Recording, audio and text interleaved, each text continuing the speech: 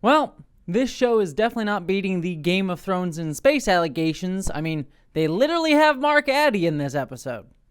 Hello, interwebs. I hope you are all doing well, and we are here to review the latest episode of Dune Prophecy. This one, episode 3. Sorry, I can't. As I said last review, I have to say Dune like that. I don't know why. It's just how it comes out in my head. So y'all are gonna have to deal with it. So let's get into this review. This was This episode was a flashback one to the backstory of both Valia and Tula Harkonnen. And I think overall it was a solid enough episode that, you know, it was not super in terms of any of its revelations. In fact, a lot of what it told us was stuff that we could kind of have intuited from previous episodes and some of the stuff that we got back in the pilot, as well as both of their actions, but at least allowed there to be some like actual pathos and specificity, so will lend the story going forward a lot of good weight. And there are a couple reveals here and there, especially right at the end. I was sort of like, yeah, that makes sense, but again, it allows us to get to a place in the story where, like, yeah, okay, we have the that sort of nailed down, like, okay, I know that's what that is, and then we can go forward. I'll talk more about that in specific when we get there.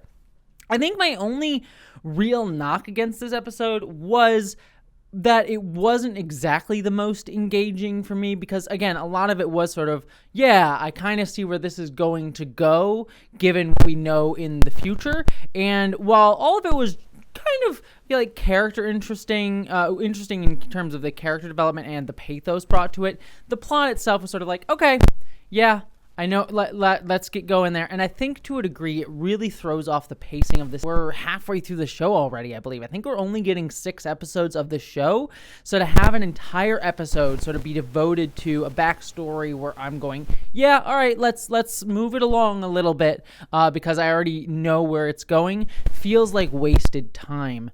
But considering we have so little time with this show, and there's already a lot of really intriguing threads, I worry that it just throws off not only the momentum, but how much time we're going to be able to really delve into the rest of the show. The other element of this too that I can't really answer, so I'd leave it to you in the comments, is I've heard that the events depicted in the pilot episode were sort of like a speed run of the sort of the Bene Gesserit books that exist that have already been written by Brian Herbert and also his co-writer, who I forget. And so I'm actually curious to ask a lot of what this episode is depicting is pulling from those books as well. I don't really know. One, I would assume, considering that the story we saw in the pilot episode kind of feels like it would necessitate this backstory to really get into it.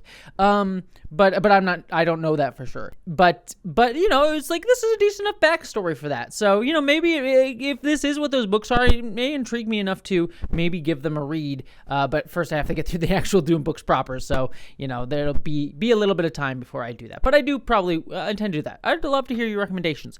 But let's actually get into the bulk of this. We start off the episode on the Harkonnen homeworld, and we get to see where they're at pretty much right after the Butlerian Jihad, sort of down on their luck, like still in charge of their planet. We get Mark Addy as the patriarch of the family. He sort of brings that weight and gravitas, and yet like a reverence towards him. Like, he doesn't take himself as seriously as he should. That I think really lends weight to Valia's feeling of not only indifference but anger and resentment at them sort of accepting their place in the world. This says that this is the Harkonnen homeworld, but I wonder, is this the same homeworld we see in Dune Part 2? Because if that's the case, I'm surprised we're not seeing it in black and white. That's the visual language we had set up for them. Now, maybe there's a reason the sun isn't like that at this point, and this is a different planet. I don't know, but it would have been nice to see that visual. I can understand how it would be expensive as well. It also doesn't really fit thematically. I certainly understand as well, because the reason that planet is in black and white thematically, not just the literal reasons, the Harkonnens are fascists at that point. Might makes right is kind of their ideals. So seeing things in black and white, strong versus weak, is the way that they would see the world. And And that's not the case with the Harkonnens right now. So thematically, it makes sense. Probably budgetary-wise, also makes sense. But I'm just curious if this is the same planet or not. I don't know enough. I like the dynamics of this family. There, you have Valia sort of resentful at the Atreides. Their place, she has this ambition, something that we already knew. And her brother, Griffin, he's the one that supports her, and he gets murdered, presumably by Atreides. Though I think it is interesting that we don't get to see that happen. It's sort of assumed to happen off screen. So again, there's a question I have is like, is it actually an Atreides that killed him?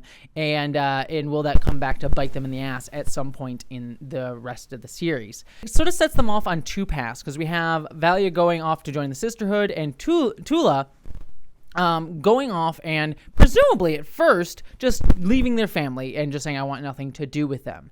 And I was kind of confused by like, oh, is this the same planet? Where are we? But that obviously turns out to be part of the twist later on. And it seemed like a sort of stereotypical, like, like she's going off, finds a boy, and some tragedy happens. Be the standard tragic backstory. But I liked the ultimate twist that this was the Atreides, and she was there to kill them. And I actually really felt for that scene where Ori says, okay, I still love you even though you're a Harkonnen. And you realize at that moment that she's killed all of the Atreides that are there, and then she goes and kills him afterwards. Like, that was a really, really good scene. It wasn't like the most like, oh wow, that's shocking or devastating, but it was solid enough that I was like, this was just enough of a spin on a sort of stereotypical trope. Like, it was kind of a reverse Romeo and Juliet that I thought it worked well enough for me. And that goes over into Valia's side of things. It's that side of the story with her sort of questioning whether she should join the sisters or not. She's really committed to it. And then Sister Raquella, Mother Superior, coming in and sort of trusting her. Again, felt like it was just a little bit more elaborating upon what we saw in the pilot, and just giving it, again, a little bit more pathos, a little bit more characterization. I did love the sequence where she sort of stands out in the rain, deciding whether or not she wants to commit to the Sisterhood, and Sister Raquella coming in and sort of giving her the way. The only thing that I didn't really get was why Mother Superior would trust her. What drew her to her at that point?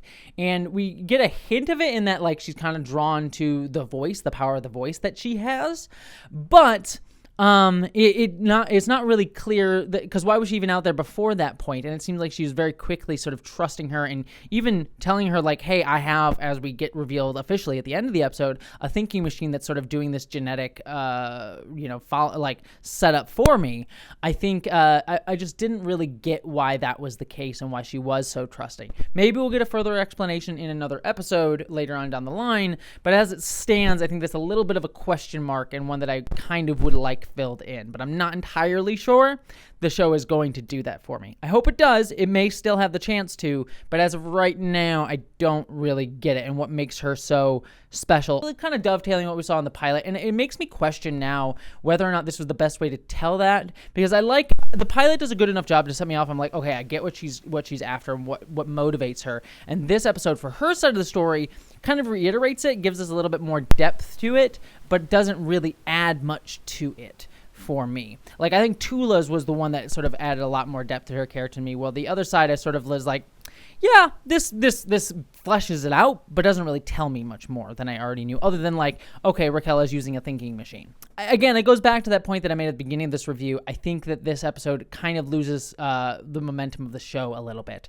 and I think that's kind of to its detriment, especially on the value side. Not to say that it's bad.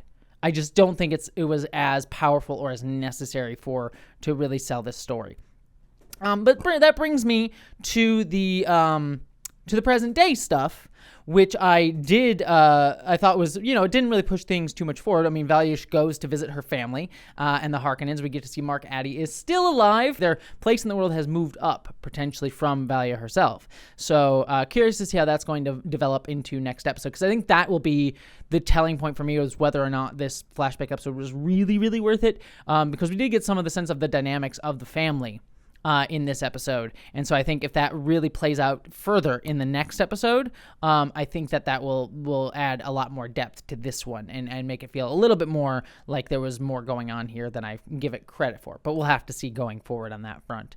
And then on Tula's side, we have her being unwilling to let Lila go. If it was one interesting to me because it looked like, I believe Lila was her name, the girl who went through the agony.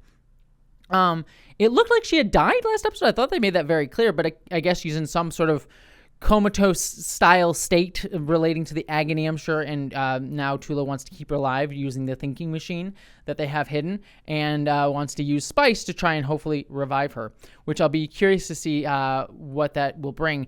Again, this is me not knowing enough about the story, so please, if you're a big Dune nerd, like I said, I've only read Dune and Dune Messiah, but I've read some of this in the comments for previous episodes. But I know the agony that they do right now is using just this poison that they have, whereas the agony version of the agony that we see in the Dune movie, Dune Part 2, and in the books that Paul's mother takes, is using spice of some sort to be able to do that version of the agony. So maybe this is kind of where they discover that here, maybe, question mark, I don't know, because she's using spice to try and heal her from this sort of agony-style comatose state. I don't know if that's the case. I'm sure your lore hounds out there will correct me in the comments, but it is just something I'm like, oh, that would be kind of interesting if that's what we're kind of seeing here and where this is going. Don't know, though. I am curious. That being said, I am curious to see where this is going, because it sort of feels ancillary to the main plot of, everything going on with Desmond here. And then that does lead me, speaking of Desmond, the last thing that I want to touch upon here is Mother Superior does hear about what Raquel told her during the agony, and she presumes someone born twice, one of womb, one of spice, something along those lines, and she instantly is like, oh, it's Desmond. Now, there have been some speculation, I know, of whether or not that's actually, the problem with Valia is she is thinking on a much shorter time scale than is necessary, that maybe that prophecy that Raquel is referring to is something that's much further in the future, either referring to Paul or Paul's son, Leto II, or even something else beyond him. And Valia just sort of assuming it's Desmond because that's what she's facing, and she doesn't really think on that grand of a scale because she is sort of stuck with her own ambition. So that'll be interesting to see if that ends up coming back to bite her or not, or if she is correct that this is Desmond that she's sort of presuming is the thing that the prophecy is warning about. So again, interesting questions. So ultimately, in the day, I enjoyed this episode. I thought it was solid, but a little bit of a distraction from what I'm finding most interesting about the show. So hopefully we'll get back into it next week with this episode sort of acting as a nice way to add a little bit more depth to the goings on. But what do you think about the episode? I'd love to hear all your thoughts down below of Dune Prophecy, episode 3. But beyond all that, my friends, I hope y'all live long and prosper.